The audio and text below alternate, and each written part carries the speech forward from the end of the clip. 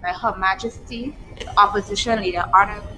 Guys, we are getting ready to come live. Welcome to everyone locked on to Ride Along Live. We are awaiting the start of the press conference called by the leader of the opposition, and it's just about to start. Let's go live right now to Grenada for the opposition leader press conference. And let me say today, good morning again, and Happy New Year to all of the media personnel and all of the viewers and listeners.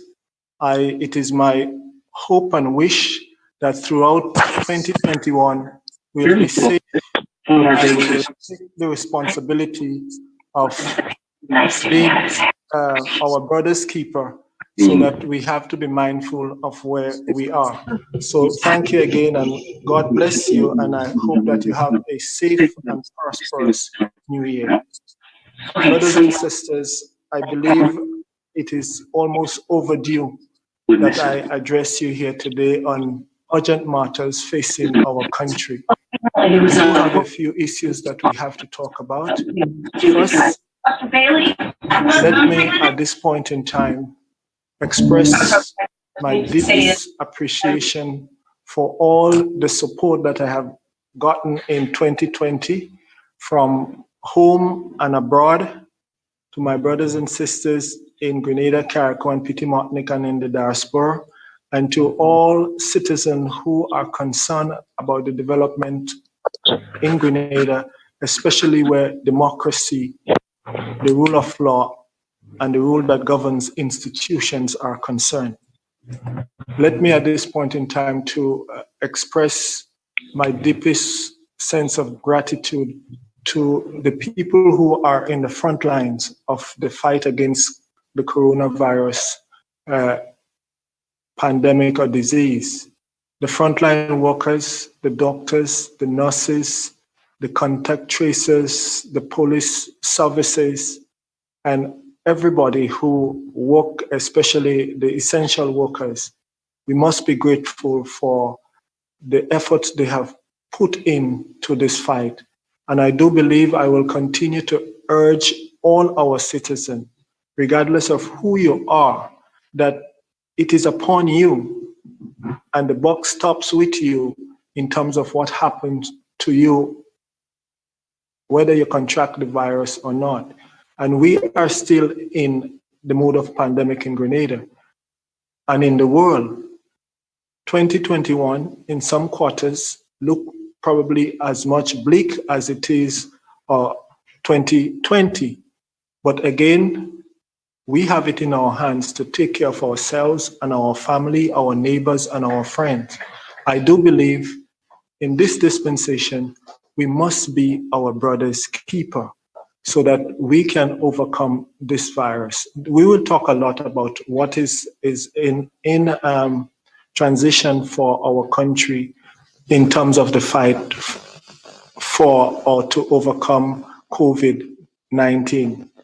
Now, brothers and sisters, you have looked over the last couple of weeks about the state of our economy, and we saw that we say that we expected almost the economy to drop to negative 12 points, thereabout.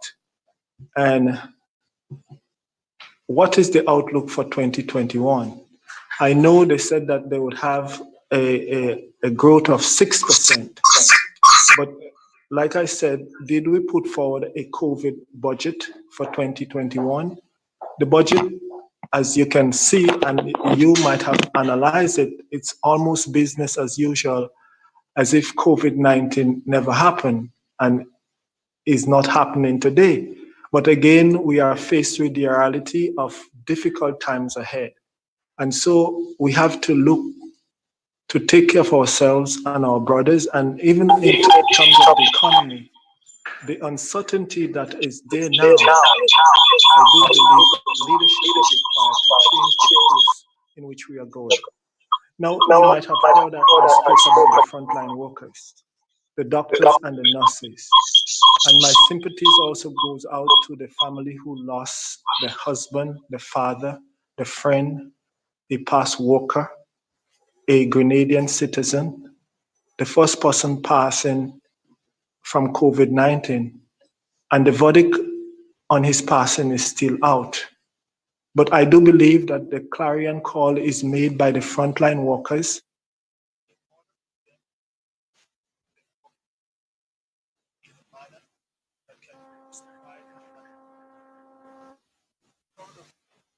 It must be given necessary equipment and support by the government. Unfortunately, Guys, you're watching a live press conference facilitated by the opposition leader there in Grenada. They are doing this through Zoom and currently having a bit of an audio challenge. So we'll continue to monitor. At this particular point, there's no audio on the broadcast, as we could hear. We're waiting as soon as the technical staff there in Grenada resolve that issue, you'll be able to hear. But the reason why you're not hearing the opposition leader at this point in time is because of the technical challenges that they're having right now pulling through the broadcast. We were called early this morning on joining in this conversation. We was not told exactly what was the message or the projected message for tonight for today's press conference. It was not promoted. We didn't get any prior information as to what would be said or what to expect on this broadcast here today. So we was called in just about 20 minutes ago and asked to join. And that's exactly what we did to bring the information to the people. And we are here right now. We've seen your comments, and I know that you cannot hear the opposition leader. Broadcast here today. Yeah, I was unmuted. Right. We're still waiting on audio to come in, and as soon as that audio comes in, we're going to bring it to you live. They're having audio challenges there in Grenada, bringing in the opposition leader, and we are waiting until that issue is resolved. At the same time, we urge everyone to go ahead and share the program. Yeah, guys, they're having a bit of a Zoom challenge right now. Because we're unable to hear any audio at the moment. And we're still not sure as to the message for today's broadcast because we were not given any prior knowledge as to what was the context of today's message by the opposition leader. And we await the technical team in Grenada to fix the audio problem.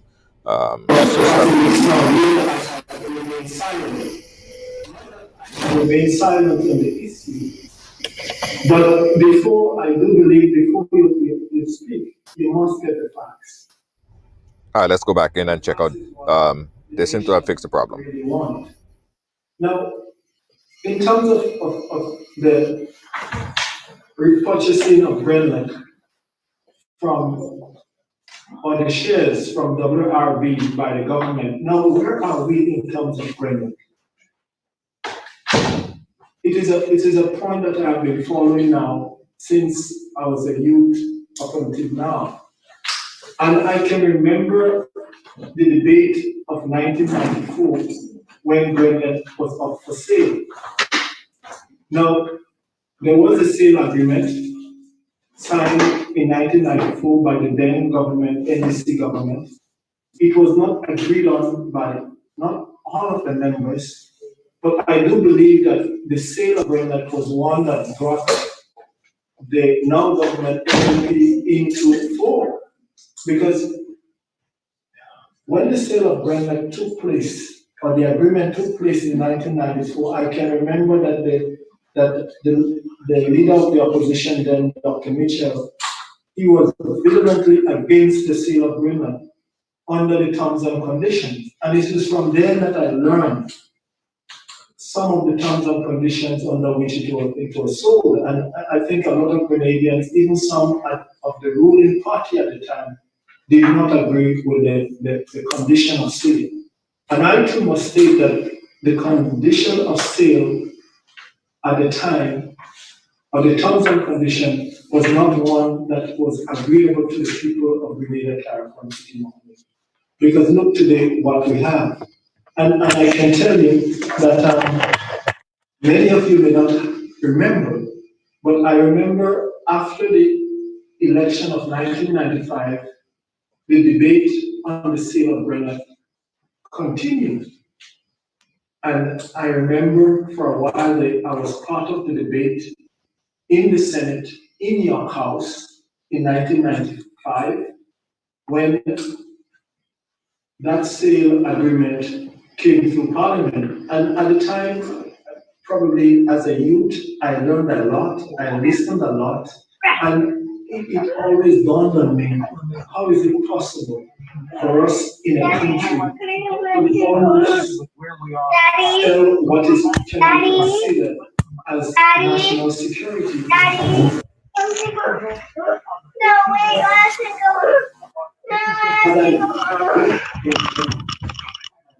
Again, guys, bear with us. The audio that's coming in is some sort of audio problem, Zoom challenge that the team there is having in Grenada. At present, we are listening and awaiting for a better audio feed. In fact, that's what everyone is getting. So it's not our platform, it's not our network. It is just an audio challenge that they continue to have there as we monitor this impromptu Zoom meeting that was called earlier this morning. Again, guys, I guess all we could do is sit and wait. The opposition leader started to talk a bit about the Grenlec deal. So I'm thinking that that might be one of the major points that he's looking to make. Also to speak about the COVID-19 first person who passed away of COVID-19. He didn't speak on this prior, and probably using this opportunity to put his voice on the record as it relates to those issues. Again, guys, we are here broadcasting live. Which state almost at any time Grenlec feel if they are harmed or if there is some catastrophe? Yeah, pardon the buzz and the audio, guys. We are pulling the feed, and that's how it sounds. Let's try to see if we could hear a little bit better. You're not hearing? Guys, can you hear me? All right, guys. Again, we continue to monitor this right here, an impromptu press conference called by the leader of the opposition. Earlier this morning, we got the invite and a request to broadcast this message, but obviously they are having a bit of a challenge in getting the audio consistent. And also with the Zoom, people are coming in and people are unmuting, and you're hearing. And I know that you guys was hearing the baby talking in the background. Sorry for the interruption. Sometimes we always have little interruptions here. But yes, let me continue. All right, let's go back in. Now, what do we have? The government moved to repurchase the shares from WRB that they held by Grenlec, 62%. And to me, this was done in a secret, private deal. But I do ask the question, when Grenlec, the shares were sold to WRB in 1994 or 1995, when that agreement was made, it was debated in Parliament publicly. And I remember, and I think I always say it was the sale of Grenlec that made WHL, because there was an election in 1995, which NNP won. The election that I took part in, was probably at the time the youngest member of Parliament taking part in an election, which we won, and the debate continued. I do believe I can remember when they went and tried to nullify the. All right, guys. I'm speaking with the a member of the technical staff there as it relates to this press conference. They're having some major technical challenge. And as we know with Zoom, there are some features that you have to enable or disable so people don't keep unmuting themselves because this would continue. This would continue. People would come on and unmute themselves and you hear baby in the background and they're not willfully doing it, but they just don't know that they're on mute because they come in. So it's important that that Zoom is managed because I'm hearing a baby in the background. I'm hearing a baby in the background over the opposition leader as he speak, and that's just, I mean, call it what it is. It's poor Zoom management. For evaluating Greenland. Now, I asked the question, two, how is it that the government announced that they paid either 60 something or 70 something $million from Greenland? But when I went back and I listened to the press conference by the Minister of Finance, and he said that they used unspent capital funds from 2020 budget. Now, I went back to the budget document for 2020, and to me, the numbers just cannot add up. And if the numbers cannot add up, then the, the Minister of Finance must tell us where he got that money from. So if I turn to the 2020 budget document that I have here with me, in 2020, the budget document stated that as budgeted for capital project in 2020, it was $225.3 million. That was 2020 budgeted document. It is right here, $225.3 million. Now, you have to ask yourself the important question. Capital projects are budgeted for, and we get our monies from grants and from loans and from other sources. But if, for instance, the biggest part of our capital budget funded is from loans, how do you get the money when a project, do the funding agency give you all the money and you have it sitting in an account? No, it does not happen that way. You pay as you go, and everybody knows you pay as you go. So if a capital project is not done, you do not have a lump sum of money sitting in an account waiting to be spent. Moreover, when I look at the 2021 document and I look at what was given in terms of capital expenditure, it says here the approved estimate for the capital expenditure for 2020 was 225.3 million. Now the actual provisional was 122.1. It means, therefore, it leaves a difference here of $102.2 million. If indeed that they had savings from the 2020 budget, they only had a savings of $102.2 million, which means that the shortfall is about $70 to $80 million. Now, this did not come from the capital project budget because it is not there. So if you only save from the capital budget 102.2 million, we know definitely that 60 million or 63 or 70 something million is not 102.2 million easy. So if we have a shortfall of at least $70 million, then the question is, tell us where you get it from, because it is not there. It is my guess the only other place that government can get monies within the budget framework to finance the purchase of Grenlec is from monies that were held from the sale of passport that is under the National Transformation Fund. And still, If such monies have to be spent, why is it that these things happen?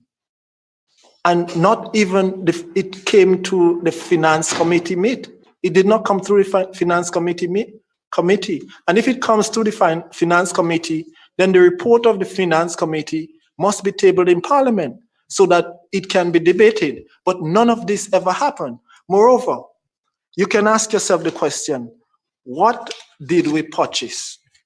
What did we purchase in terms of the majority shares in Grenlec? Where are we at? So yes, let's talk in terms of funding. Estimated purchase of Grenlec would be around $180 million, EC. Then we also purchased Grenlec's debt. We heard that in fancy term, the Minister of Finance said that Grenlec took a loan to pay of $57 million to pay dividend. But it just went by just like that. But that loan must be paid back, and it is being paid back right now. How much of that money is remaining to be paid today? It means on top of what the monies that we used to purchase Grenlec, the debt of Grenlec is about $40 million. Today, Grenlec is paying back the bank $330,000 a month on that loan. So we not only purchase Grenlec, but we purchase the debt of Grenlec. Then the other questions that we have, let's rack up the numbers there now. So we have a $40 million loan paying back. We paid $180 million for the company. And then the question is asked, the legal fees for the buyback and for court fees and everything amount to $30-something million. So we almost up to $250-something million. Moreover, we know now that the engines of Grenlec, what keeps the company going, is at the end stage of their lives, and they could crank out on us anytime. So it means, therefore, the government now would have to purchase new engines. It was stated by the Minister of Finance. Let us not forget that. If government has to go now to purchase 2 or 3 engines, that is a few $1 million again. And we were not paying attention. If we go around Grenada and we move around the country and we drive around Grenada today, we would see a lot of the telephone poles are marked orange. At this point in time, maybe 65 to 70% of the poles are slated to be changed out. That is an additional cost. Above all, when we get right down to it, this purchase here would probably cost the government almost around $300 million to be paid back, maybe not by the government now, but by our children and grandchildren in the future. In my mind, it was a bad sale in 1994, and today I think it's a bad buyback. And what happened that triggered the repurchasing of Grenlec? I would have think that the Grenada government and Grenlec would have gotten into a relationship where they could develop energy, or the energy sector in Grenada, in terms of producing and transmitting of electricity at a cheaper rate to the Grenadian people. Was that ever given to the government of Grenada? Yes, it was given. On many occasions, they could have partnered with the government, or the government could have partnered with Grenlec, but they refused to. A few years ago, I do believe that the shares were offered to be bought by government at $8.27, I think, and the government wanted to give $5.49. And my question is, if we're negotiating, why didn't we meet in the middle? If government had purchased the shares from Grenlec at the time for $8.20-something that they were asking for, the purchase would not have come up to $60 million. And so one has to ask yourself the question, how did we get there? I mean, if you have to go down that road, I know there were many people within Grenada who were advising the government, just leave it alone as it is right now, because what are you going to purchase? I do believe we just paid for the name of the company. And paying for the name of the company, is it worth it? How many years will it take to pay back or to break even after spending that kind of money?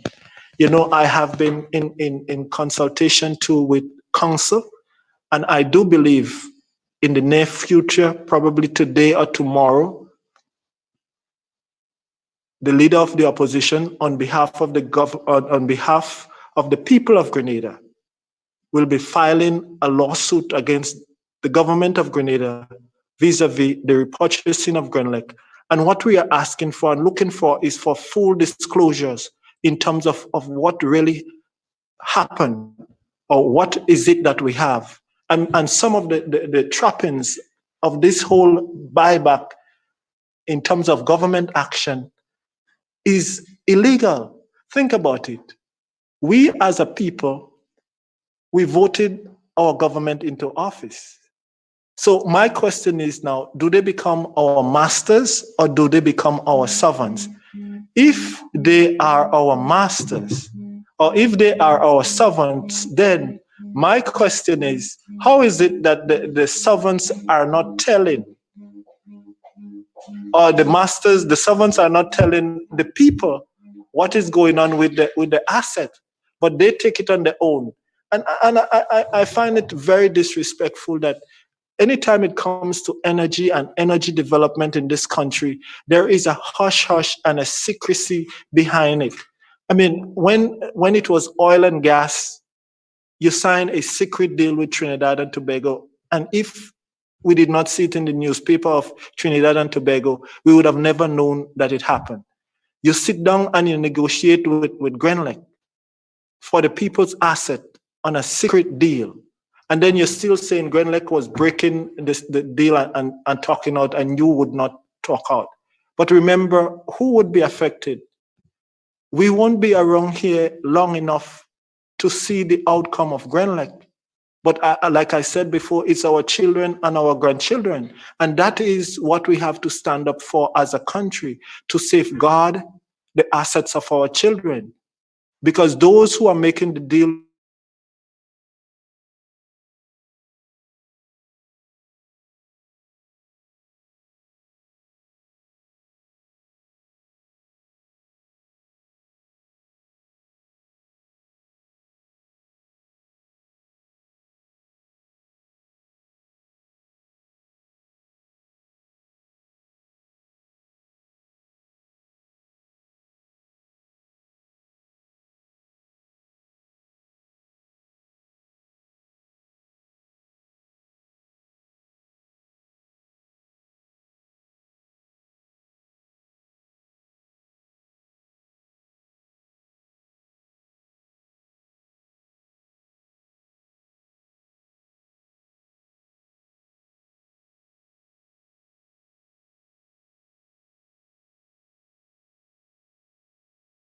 too.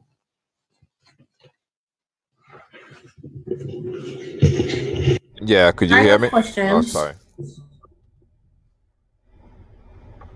Can I go ahead? So we will take some questions now for Honorable Tobias Clement. One questions. Try to get a round of questions so everyone can get a time. So we will start now, and everyone give one question now, so that we give enough time to everyone to be able to ask a question to Honorable. Because we have limited time this morning. Can I go ahead? Hello?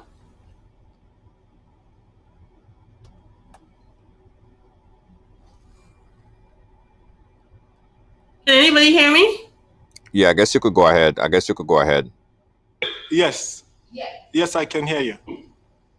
Okay, Rena Pierre, GBN. I wanted to know, Honorable Clement, What is the grounds of the lawsuit that you would be filing, and has it already been filed, or how soon would it be filed?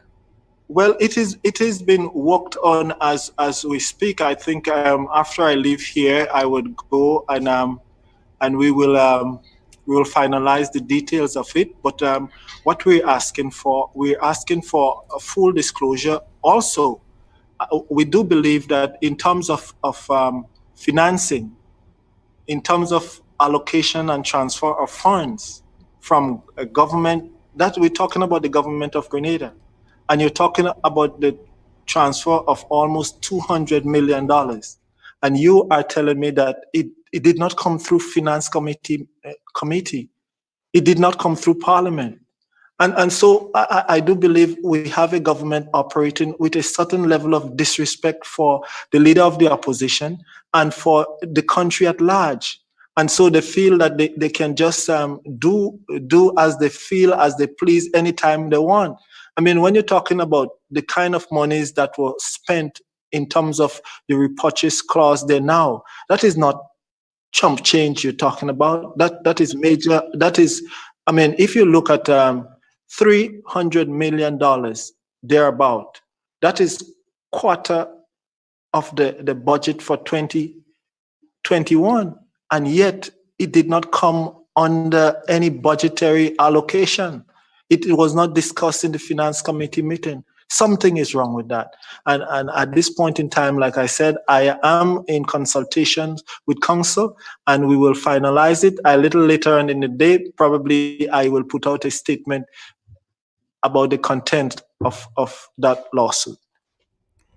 Thank you. Junior George, right along live. I have two quick questions here. Minister Bowen spoke about load shedding in the last press conference. Have there been any load shedding in previous days? And also, have the issue or question the allocation of funds discussed in Parliament that you are aware of currently? Thank you. Okay. If I may, yes, the Minister of Finance did talk about load shedding, but then the question is, why did he in the press conference talk about load shedding?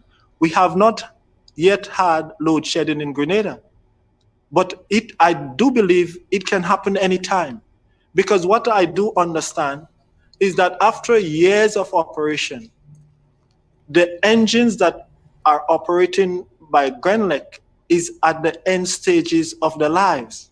So the engines are due to be replaced. And if the engines are due to replace, then they are worth nothing. And so I do believe a few $1 million will have to be spent in order to purchase new engines for the company. And I will say this here. We purchased the company, and yet Grenlec continued to operate as normal. In his press conference, the Minister of Finance said that they're going to ask the World Bank or the IMF to help them to find a management company. Now, you have to ask the burning question. Are we as a people, are we suffering from some form of inadequacy in management? Think about it. Grenlec have been managed since 1991, or run, I shouldn't say run by Grenadians in all aspects except the manager. The manager now, or before the sale, was a Jamaican. One before that was another Jamaican, and we have had foreign. But the managers are not the ones who run the company. I mean, if you have to hire a management company now to run Grenlec, I ask the question, at what cost? A management company coming from foreign now to run the company would cost in the millions. So that is again additional cost on the back of what it's almost like we're pedaling back and making what bad matters worse. To boldly state that we will ask for a management company to manage Grenlec when Grenlec was run adequately by Grenadians here at home. These are some of the questions and statements that are baffling. Thank you. He had another follow-up, I think. Yeah, the other question that I had is relating to the issue, the question of the issuance of the funds. Was it something that was debated or discussed in Parliament? But the thing about it, when I studied the 2021 budget, even the 2020 budget, nothing about the repurchase of Grenlec was there. But I do believe we saw that coming, because when government in 2015, I do believe, passed that law that deregulated the electricity company, I think that triggered the buyback clause. Now, when you look at it, the question can be asked, if there is a clause to buy back Grenlec, do you think the majority shareholders in Grenlec will now take the monies that are earned by Grenlec and invest back into the company? And people in Grenada describing it like this: you sold a car to someone, the person was running the car, but then you triggered that you want to buy back the car. Would I invest in the car before I sell it back to you for almost the same price, or quadruple the price that is there? And what is really in the buyback clause? Now, the clause stated that Grenlec WRB had the majority share as a majority shareholder. The agreement was signed from 1994, I think, to 2070, for 70 something years. And so now that buyback clause is triggered, it means therefore they have 50 something years remaining on the agreement. So what the government is paying them for, the formula that was agreed upon, or that they were awarded in the court, is that you have to pay them for the remaining 50 years as if they have lost earnings for the operation of the company for the next 50 years when they should have had it. So, and this was part of the agreement. I remember in 1994, and I'm young then, and I'm listening to Finsley St. Louis, and he was part and parcel of the government then. And I remember him, and maybe I will talk to him again. He was not in agreement with the sale of Grenlec under the terms and conditions. And so the terms and condition of the sale in 1994 indeed was like a millstone around the people of Grenada's neck. And so now the buyback clause is part of the agreement that was signed in 1994. But I think government had an opportunity to buy the shares from Grenlec at a rate that would not have cost us today as it costing us. And they just let that go. They just let that go. And so now we are at this point. So, next question, please. Good morning. This is Linda Strickler. Are you hearing me? Yes, I can hear you. All right. To start, I have 3 questions. In 2016, I remember sitting in the parliament and listening to the debate, and you were one of the parliamentarians who supported the piece of legislation that liberalized the electricity sector in Grenada, and it is that piece of legislation that triggered Grenlec's action. In hindsight, do you regret supporting that legislation now? Second question, have you read or acquaint yourself with the tribunal document or the tribunal judgment? And are you aware what would have happened if government did not finalize a deal with WRB on or before December 29th? And your third question? Well, that's 3 of them. Okay. Yes. And let me tell you, Ms. Straker, I was not only part of the debate in 2016, but at the beginning of Parliament in 19 95, after NNP came into office, there was continued debate there. And the thing about it, we, at the time, Dr. Mitchell too, and Brother Boyne was in the Senate with me in 1995. Dr. Mitchell was the Prime Minister, and he did not agree with the terms and condition of the sale. I mean, if any Grenadian today in the right mind read the terms and condition of the sale, you would wonder what it is they were thinking about. But the question that that you asked in terms of 2016, yes, I was part and parcel of the debate, and I made the same point that I'm making today. If you go back and you read in terms of my statement and in terms of the antitrust law, here we give an American company monopoly to operate in the energy sector in Grenada. But yet, if you go in the United States, that same company can never hold a monopoly to operate an energy sector in the United States. And they know that. And this came under the Sherman antitrust law of the United States. That is why I said that the United States government moved at the time to break up Standard Oil, and you have all the oil company today. You know, the United States government moved to break up Microsoft and Google, and they moving to break up Facebook, as long as monopoly is there. But we here in Grenada, monopoly is, to me, I don't understand why we would give. And that was the point I was arguing. Now, between those times, between 2013 and 2016, and even thereafter, I think government had an opportunity to partner with Grenlec in terms of bringing cheaper renewable energy to Grenada. You would remember at one time, Grenlec had identified some lands to put solar and wind and so forth, and government will not partner with them. You would remember at one time that the same Grenlec 2 or WRB offered the shares to sell without triggering that sale purchase agreement.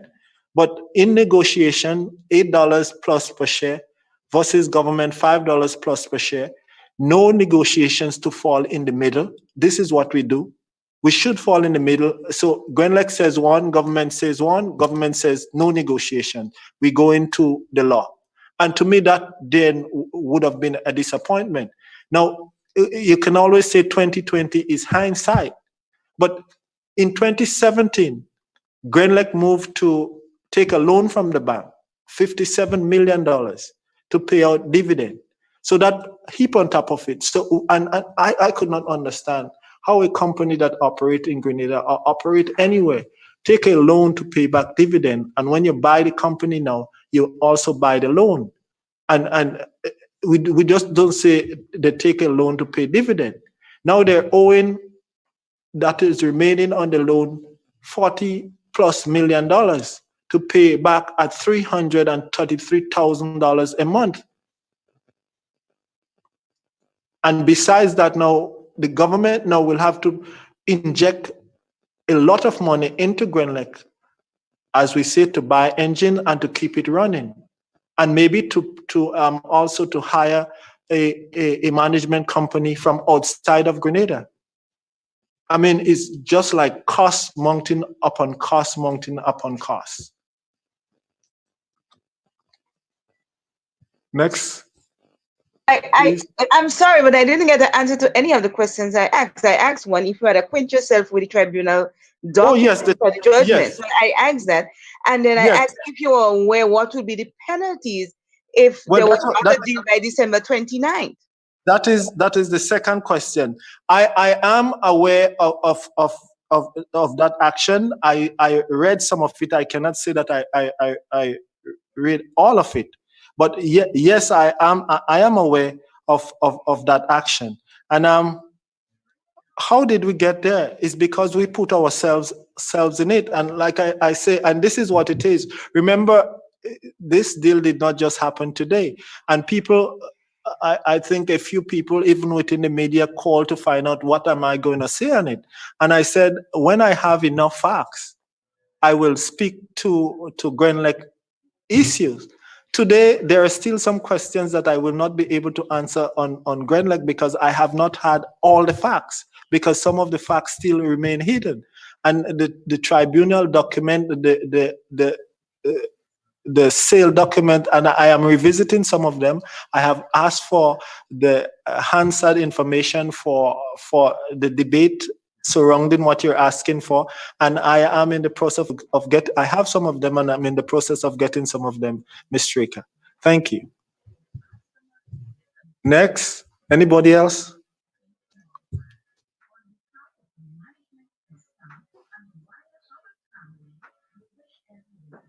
If nobody else have any questions, Honorable Tobias, I just wanted, within the time you was doing some of your opening statements, there was a lot of audio disturbance within.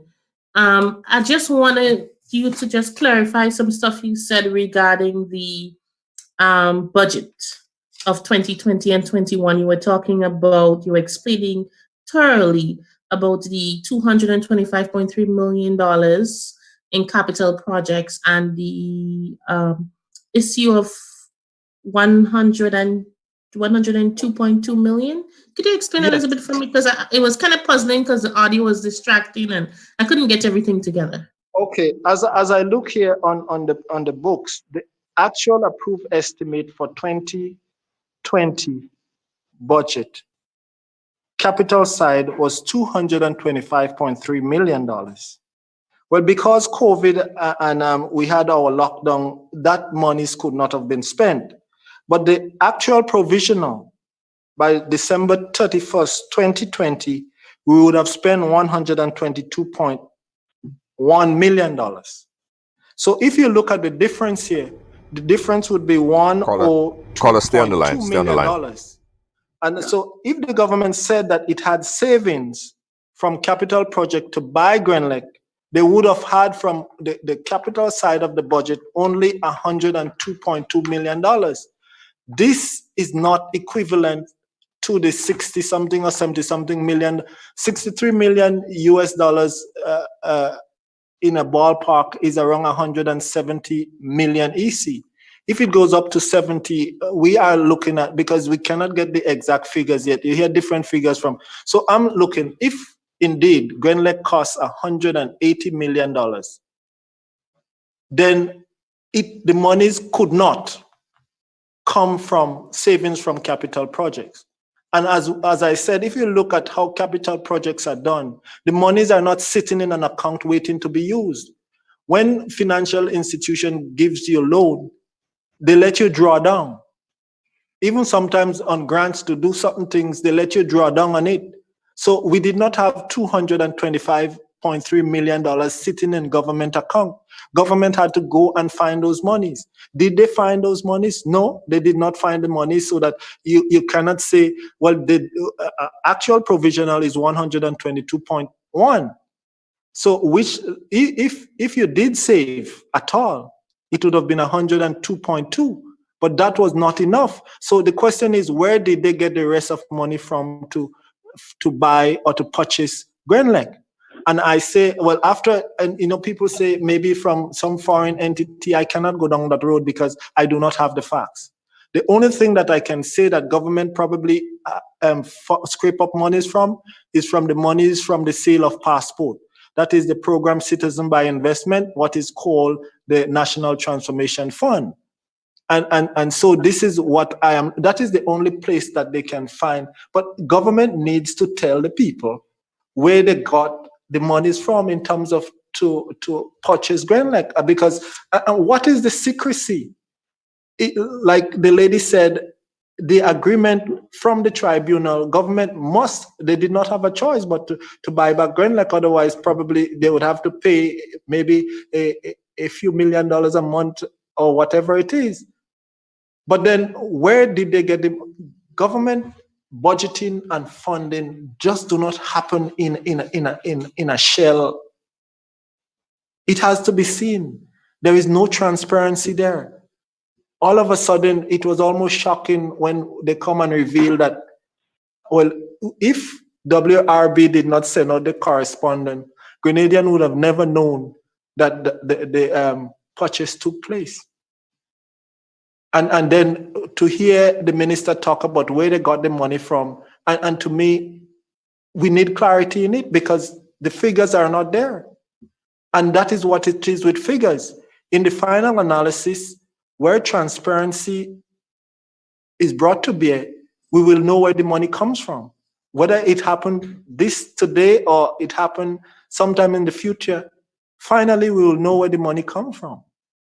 And so that is what I was explaining, that where they said that they got the monies, I could not see it there because there is a shortfall there of over $70 million. So thank you for your question. I have one quick. I have some clarity with Mr. Clement. My clarity has to do with the lawsuit. And the reason why I needed clarity is because earlier on there were quite a bit of disturbance and we weren't able to hear your audio quite clear. So can you just clarify the reason behind the lawsuit, as well as why is a lawsuit being filed instead of taking the option of submitting parliamentary questions? Well, all this will be done because I'm of the opinion now that that it has, what I am trying to do, Ms. Straker, is to bring transparency and to bring legitimacy to the process. Now, Parliament is going to be meeting on Tuesday, almost in an emergency. I think I got informed of that yesterday, but I have not yet received the document or the documentation in terms of bills or in terms of whatever it is. And what I will tell you is that I am suspecting that the government is going to come to Parliament with the WRB matter as to bring some legitimacy to the process. It is like putting the cart before the horse. What should have been done first is maybe what they're trying to catch up and do now. And so this is why I was saying, and Ms. Straker, you will be out with me, and I will get back with you on later because I have to meet with council and finalize where we're going with it. And because I did call council and I did seek counsel, and I think the law fraternity in Grenada, they were amazed by the trappings of government in terms of the directions in which they went with this whole thing without any legal teeth of parliamentary procedure. And if the decision was made in cabinet decision is not parliamentary decision. Cabinet cannot make those financial decisions on behalf of government without coming through parliament. I think we know the rules and regulations very well. So, Mr. George, I think you have a question. So, Ms. Straker, if you give me a little time today, I will get with you in terms of what is finalized on the lawsuit. Thanks again. Yes, Mr. George. Yeah, thanks again. Yes. We are still broadcasting live over here on Ride Along, and we did entertain a few calls. We have one caller on the line that says that they have a question for you. Caller, go right ahead. Morning to you, Mr. Tobias, and good morning to all fellow Grenadians. My name is Dennis Charles. Mr. George, I'm not hearing the caller. All right, stand by. Let me try to pull the caller in. You should be hearing the caller, however. Yeah, you should be. You're not hearing the caller at all? Yeah, can you hear me? All right. Go ahead, guys. I'll work it on my end to fix that audio problem. So go right ahead. Well, we almost at the end. Okay. I'm not sure why I'm having the audio problem. I'm hearing him fine over on our broadcast. So I'm not sure why it's not coming through on your end. I am hearing you loud and clear, but not the caller. So yeah. All right. Well, next time, if you cannot hear me, next time, just if good luck you don't to mind, you. I have a quick question I want to ask. All right, go ahead, guys. I'll fix that on my end. Go right ahead. Thanks again. Okay. All right. Yes. Yes, I have a quick question I want to ask. Are you hearing me? Yes, I can hear you. Okay, I wanted to find out, is it possible, you able to tell us what percentage of shares and stuff like that that the government currently owns in the company? Because it's kind of Well, confusing when we hear in terms of different things coming from different sides, and we're not too sure. And I know you may not know how much they intend to sell, to the Grenadian public or people in the diaspora at this time, but I'm not sure that I know the percentage that government currently owns. Do you happen to tell us? From the press conference that the Minister of Finance had, I think the current amount of shares that government bought back from WRB in totality should be about 62%. So that is what they bought back from WRB.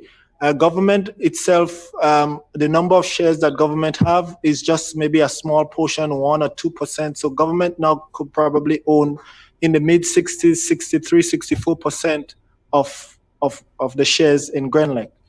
And other entities and private citizens in Grenada do have some shares. But again, like we say, so that is the information that I have now in terms of the number of shares. They purchased, I think WRB had 51% plus 11% held by some other companies in another Caribbean country or Honduras or Belize somewhere. So it came up to about 62%. You see, what happened, we are really guessing at this time, and it's important for us to know if the government would bring this information to the people of Grenada, because, I mean, it's our business, and that is very concerning me. I do agree with you with that. It is the people's business in terms of, and this is why I said from the beginning, every time it comes to the energy sector in Grenada, it is like a secret. I just don't understand it, and it is the people's business. Thank you, Mr. Mills. Thank you very much. Okay. So, guys, thank you very much, and I do appreciate your time, and I hope that we can bring some more clarity. And again, I will call on the media, which is the fourth estate of government, that you have a role to play in terms of bringing the information to the Grenadian public as you see it. Because at this time, we're not curry favoring to anybody. What we are saying, just give us transparency in the process. And the media, you also have your research and your part to play, because you are the fourth estate of government. Thank you, and God bless you. And again, please stay safe for the remainder of the year, and let us see where we're going with COVID-19 and 2021. God bless you, and you have a wonderful day. Thank you. Guys, you're listening there, live press conference from Grenada, facilitated by the the opposition leader, Honorable Tobias Clement. During the broadcast, of course, we tried to bring in a call by Mr. Dennis Charles, but I don't know why the audio wasn't going through. But we got Dennis on the line right now. Dennis, you're listening? Yes. Good morning, Mr. George. Good morning, Mr. Clement. No. Clement can't hear you. They just wrapped up, so I just wanted you to post your question here. You're live on Ride Along. However, our audience is hearing you, but Clement is not hearing you. So just go ahead and post your question. Thank you very much. Yeah. Thank you very much. I want to commend Mr. Clement so much for the courage to stand up for the Grenadian people. Right. We want to have transparency. There must be some sort of, accountability. Grenada is not some kind of dictatorship or federal empire where you have the prime minister answering to nobody, operating over the law. He doesn't account to us. The constitution is trampled. He does what he wants. We have a situation in St. Patrick's. If they had $200 million all these years, where people's houses are about to be washed away by this project, all the trees and sand and the sea level is is pretty much higher than for pasture. You're talking about wiping out Davie, even all the way up to Petty Arms Hotel. And you had that money sitting there, and you would not put a dead wall and save the shoreline, the coastal areas from water erosion. And you had the funds. This is craziness. We have to have a government that answers to the will of the people. Come clean, show us where you pull that money from, and give us the date. If it is the passport money, let us know where you hide it, which bank you invested that money in. If it came from offshore, be clean. Level with the Grenadian people. Once and for all, we have a democracy, at least. You know? So that is what I wanted to say, Mr. Clement. Keep up the good job. You would have the distractors, some of them calling you to trap you. You don't have to give your strategy this morning. Speak to your attorney. But keep up the good fight. Thank you very much. All right, thank you so much, Dennis. And we're going to keep the phone lines open again just for a few minutes to get your reaction on the press conference that was held earlier today. If you want to input on the topic, guys, you could call in right now, 718-701-5720. That's 718. Let me put a number up on the screen. If you want to react to what you just heard there from the opposition leader, you could call this number there on the screen. We're going to stay on for like about the next 5 minutes. That's the number, 718-701-5720, reacting to what was said earlier today by the opposition leader and the lawsuit that he mentioned. One of the takeaway that I think that we need to look a lot deeper into is Linda Stricker's question in regards to, the opposition leader was a part of the NNP before he became the opposition leader, and he was there. He didn't quite answer the question when she asked, as to he was part and parcel of that whole clique, that whole negotiation there. Why didn't he act sooner than he did now? And that is a question. Did he have a change of heart?